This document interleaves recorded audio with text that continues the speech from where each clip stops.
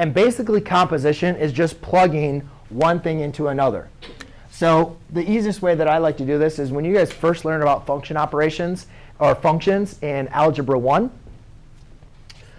you guys learn, like, if I had a function f of x equals 2x minus 7. Right? And then if I said, what was f of 5, what did you do with that 5? You plugged the 5 in, right? And you said, OK, 2 times 5 minus 7. Right? And then you evaluated. What if I did f of smiley face? What would you do with that smiley face? Plug it in. Right? If I do f of g of x, a different function, what would you do with that g of x? You would plug it in. So it doesn't matter what I'm giving you. It doesn't matter if I'm giving you a number, if I give you a variable, if I give you some random symbol, or if I give you another function. When you have f of g of x, what that tells you to do is plug the function in for your input variable. OK?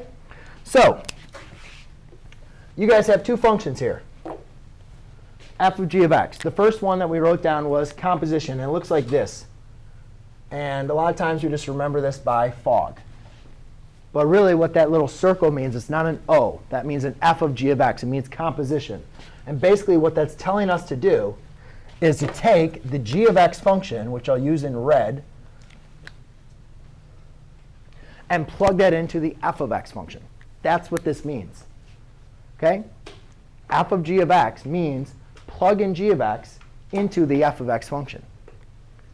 OK? So just like I showed you, so f of x is, x squared minus 9. So now I'm going to plug in my g of x function. Does everybody see that? Now, what is actually g of x equal?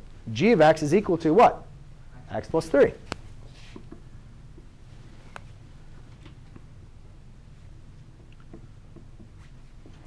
And again, you guys should be able to do this on your own. This is not x squared plus 9.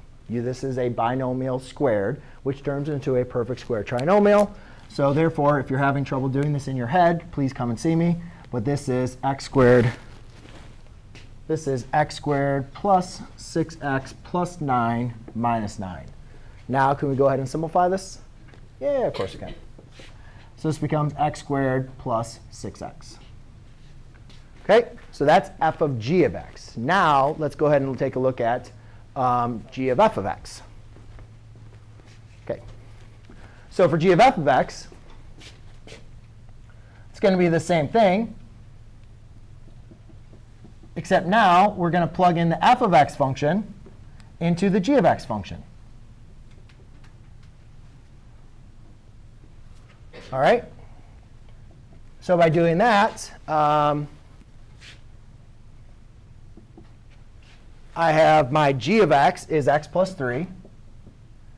And if I'm going to plug in my f of x, it's going to look like this. And f of x is x squared plus minus 9.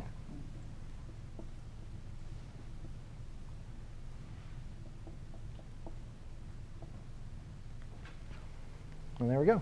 Done. Anybody have any questions on that composition?